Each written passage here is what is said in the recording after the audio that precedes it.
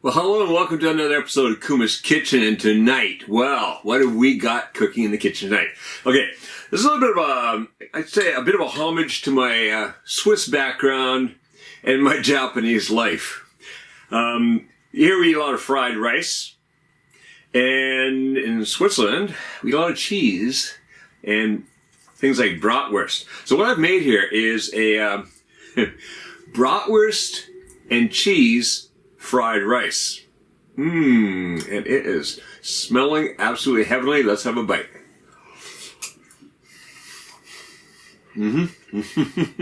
Oh.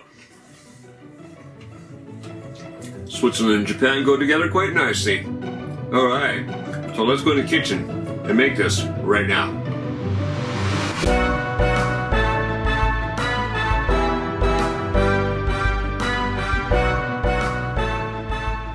This is a really simple dish to make.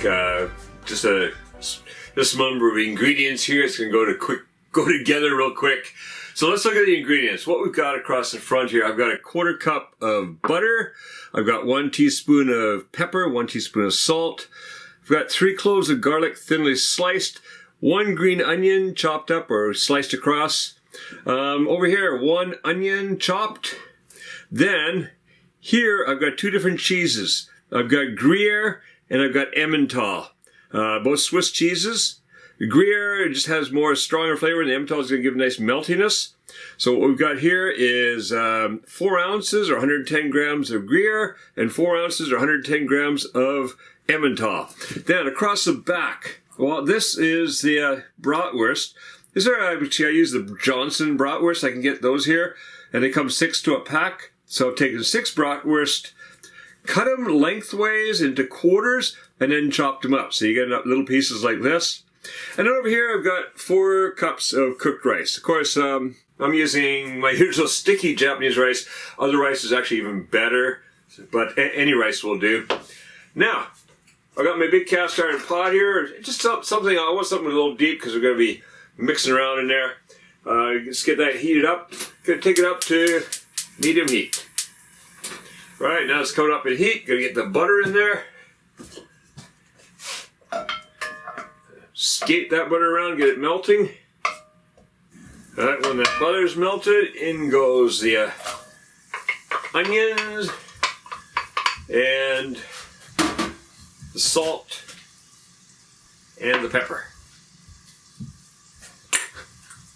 And then just gonna cook that. Gonna soften up those onions about 5-6 minutes. We'll see you back here then.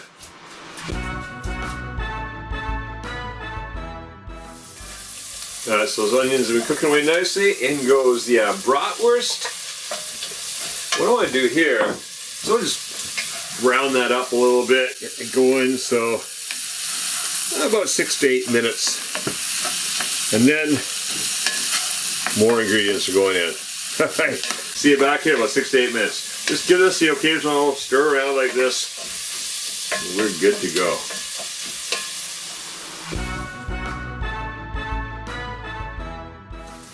Alright, that's browning up nicely. That's looking good. So what we're going to do now, we're going to add in the rice. Big lump of rice. There we go. Come on. Alright. Oh, a little bit stuck in there. Sticky Japanese rice. Great for some things. Others, well, it's okay. Just kind of hard to get out of the pot. There we go. Well, that's got most of it out. Alright. Now I want to get the, just break that up a bit in there. I want to get the green onions in there. And the garlic. Now what we're going to do, it's just about 3-4 minutes, maybe 5. I'd say about 3 to 5 minutes. This depends on what it's going to take. We got to break this up, mix it around. Whoa! Try not to make a mess like I do. I get the sausage and the onions in with the rice. Loosen that rice up a bit. It's nice about a sticky rice. Once you start to fry it, it does break up and it's no longer sticky.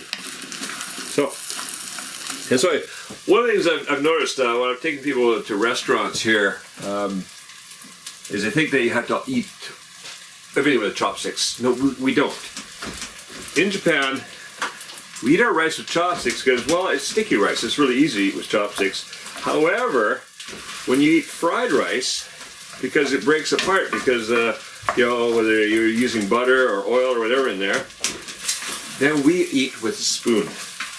And that is the normal way, okay? So don't feel, you come to Japan, you're like, oh, how can I eat this stuff, this loose stuff with the chopsticks? No, we don't do that either. We eat with a spoon, so feel free, okay? In fact, if you go to a restaurant, they're gonna serve it with a spoon, so you're all set.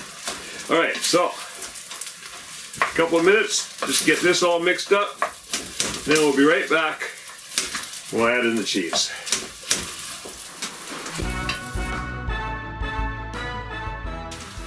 All right, so that's been cooking away just a little bit. It's been stirring around, get it all mixed together. Now, you're gonna find sometimes you get a little bit of browning down the bottom, and you want to just deglaze that a bit. So it's always gonna have just a wee bit of water on hand.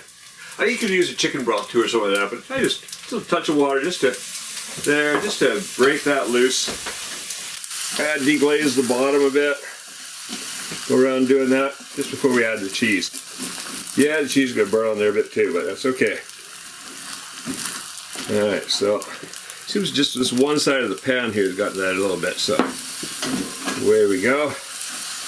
Oh yeah, that's coming off now. Good. Alright, now let's take it off the heat and get that cheese in there. So, got the Gruyere, got the Emmental. Oh, still some left in there. That little piece right there. There we go. All right.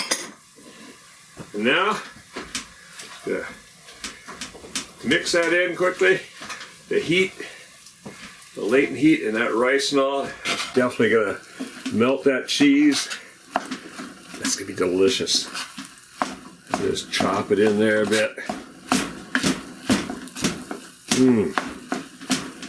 That's gonna be a good dinner tonight.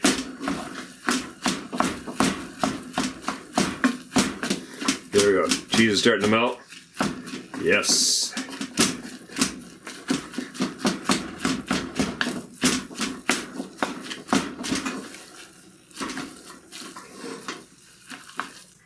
Look at that. Yeah, that's looking great. That's looking delicious. Alright, if you like this, well, you know what to do. Stick around and check out some more Kevin Riley original recipes here on Kuma's Kitchen. There's a whole ton of them. You don't want to miss out, so go check them out. And also, because you don't want to miss out, make sure that you subscribe and click that notification bell. Now, go make this and make cooking fun again with Kuma's Kitchen.